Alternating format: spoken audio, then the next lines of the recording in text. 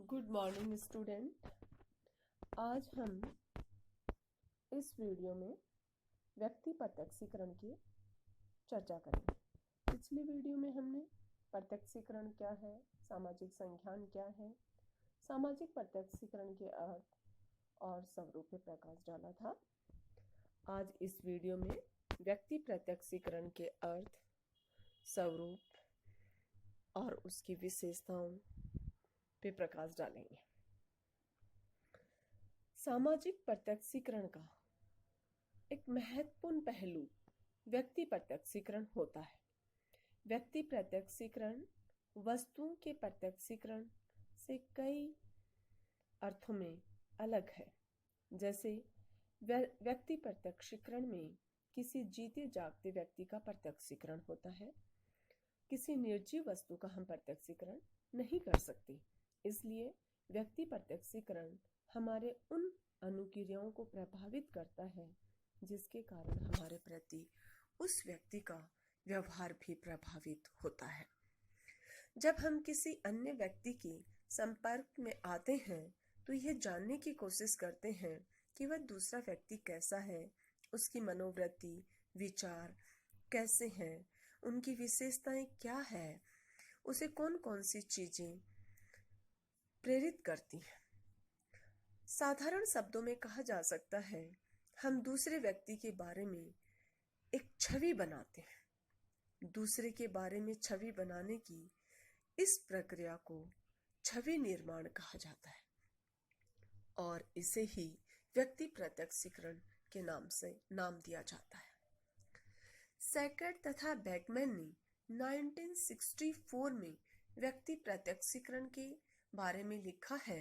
व्यक्ति प्रत्यक्षीकरण एक ऐसी प्रक्रिया पर प्रकाश डालता है जिसके सहारे अन्य व्यक्तियों के बारे में कुछ विचारों, मतों एवं भावनाओं का निर्माण किया जाता है। उसके बाद में आता है व्यक्ति प्रत्यक्षीकरण की विशेषताएं या स्वरूप। फर्स्ट पॉइंट है, व्यक्ति प्रत्यक्षीकरण एक प्रकार का प्रत्यक्षीकरण है। इस अर्थ में यह वस्तु प्रत्यक्षीकरण से अलग है। इसका कारण है वस्तु प्रत्यक्षीकरण में व्यक्ति का नहीं बल्कि निर्जीव वस्तु का ज्ञान होता है। दूसरा पॉइंट आता है, व्यक्ति प्रत्यक्षीकरण में एक व्यक्ति दूसरे व्यक्ति के संबंध में कोई छवि बनाता है या निर्णय देता है, इसलिए व्यक्ति प्रत्यक्षीकरण को छवि निर्माण या जजिंग प्रोसेस भी कहते हैं। तीसरी विशेषता या स्वरूप है, व्यक्ति प्रत्यक्षीकरण में पारस्परिक क्रिया घटित होती है। एक व्यक्ति दूसरे व्यक्ति का प्रत्यक्षीकरण करता है तथा कोई छवि बनाता है या उसके बारे में निर्णय देता है और दूसरा व्यक्ति पहले व्यक्ति का प्रत्यक्षीकरण करता है और छवि बनाता है तथा निर्णय देता है।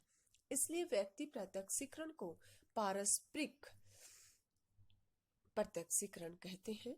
यह विशेषता भी वस्तु प्रत्यक्षीकरण में नहीं पाई जाती है। फोर्थ पॉइंट आता है, वस्तु प्रत्यक्षीकरण की अपेक्षा व्यक्ति प्रत्यक्षीकरण में परिवर्तन की संभावना अधिक होती है। इसका कारण है प्रत्यक्षीकरण करने वाले व्यक्ति की मनोवृत्ति, आवश्यकता, पूर्व अनुभव, ये सब व्यक्तिगत कारकों में परिवर्तन होने पर किसी व्यक्ति से संबंधित उसका प्रत्यक्षीकरण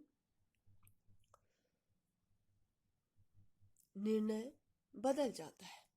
ऐसा इसलिए भी होता है कि यहाँ दूसरे व्यक्ति की प्रतिक्रिया या व्यवहार का अनुकूल या प्रतिकूल प्रभाव पहले व्यक्ति के प्रत्यक्षीकरण पर पड़ता है। नेक्स्ट है, वस्तु प्रत्यक्षीकरण की तुलना में व्यक्ति प्रत्यक्षीकरण अधिक जटिल होता है। इसका कारण है वस्तु प्रत्यक्षीकरण का निर्धारण भौतिक वातावरण से होता है, जबकि व्यक्ति प्रत्यक्षीकरण का निर्धारण मनोवैज्ञानिक वातावरण या जीवन क्षेत्र से होता है। भौतिक वातावरण का अर्थ प्रत्यक्षीकरण होते समय उपस्थित वस्तुओं, घटनाओं या उत्तेजनाओं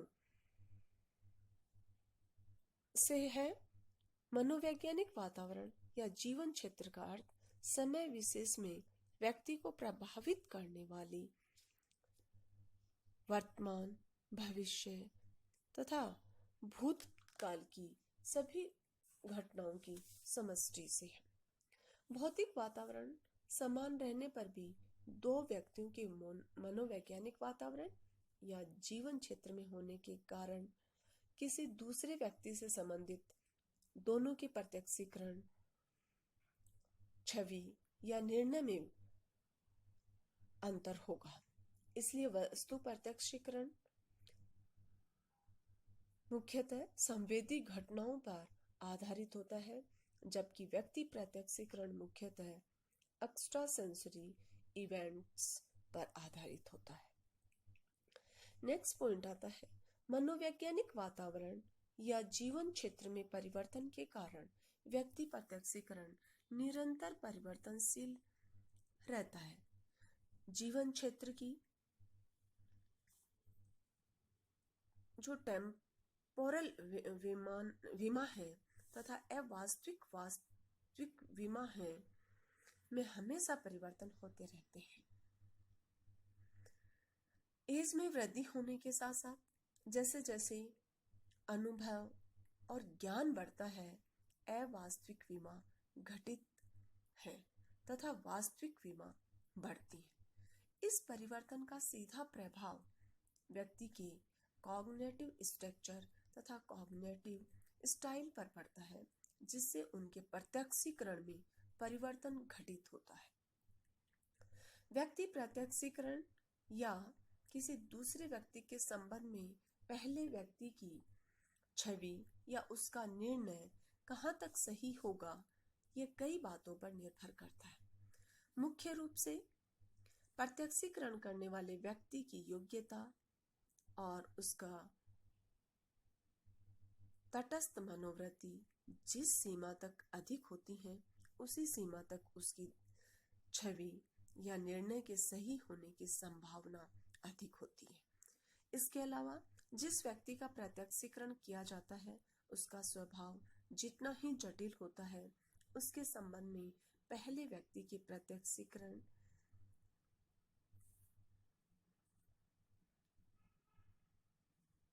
निर्णय या छवि के गलत होने की संभावना अधिक होती है। वस्तु प्रत्यक्षीकरण की अपेक्षा व्यक्ति प्रत्यक्षीकरण के सही होने की संभावना कम होती है।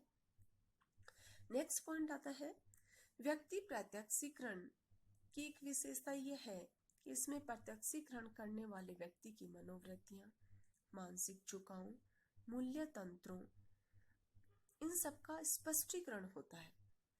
इसका कारण है दूसरे व्यक्ति से संबंधित प्रत्यक्षीकरण करते समय, छवि बनाते समय या निर्णय करते समय व्यक्ति अपने विश्वासों, पूर्वधारणाओं, स्थिराकृतियों, इन सभी व्यक्तिगत कारकों से प्रभावित होता है। इसकी व्याख्या हम कर सकते हैं। ये केवल इतना कह देना ही आवश्यक है कि वस्तु प्रत्यक्षीकरण में ऐसे व्यक्तिगत या कार्यात्मक कारकों का हाथ कम होता है। नेक्स्ट पॉइंट आता है, वस्तु प्रत्यक्षीकरण की तुलना में व्यक्ति प्रत्यक्षीकरण में अस्पष्टता अधिक होती है। इसी कारण कुछ वस्तुओं जैसे गंगा नदी, मस्जिद, मंदिर, इन सबको छोड़कर का प्रत्यक्षीकरण सभी व्यक्तियों में लगभग समान होता है, जबकि व्यक्तियों का प्रत्यक्षीकरण अलग होता है। वास्तव में वस्तु प्रत्यक्षीकरण में स्ट्रक्चरल फैक्टर अधिक सक्रिय होते हैं, जबकि व्यक्ति प्रत्यक्षीकरण में फंक्शनल फैक्टर अधिक सक्रिय होते हैं। ये एक वास्तविकता है कि जहां संरचनात्मक कारकों को सक्रिय होने का अवसर मिलता है, वहां परिस्थिति अधिक संरचित तथा स्पष्ट होती है, जबकि जहां फंक्शनल फैक्टर्स कार्यात्मक कारकों को सक्रिय होने का मौका मिलता है, वहां परिस्थिति अधिक असंरचित तथा अस्पष्ट होती है। ये क्रच और क्रेसफील्ड ने 1948 में बताया था। इस प्रकार स्पष्ट हुआ कि व्यक्ति प्रत्यक्षीकरण की कई विशेषता हैं और इसका स्वरूप वास्तव में वस्तु प्रत्यक्षीकरण से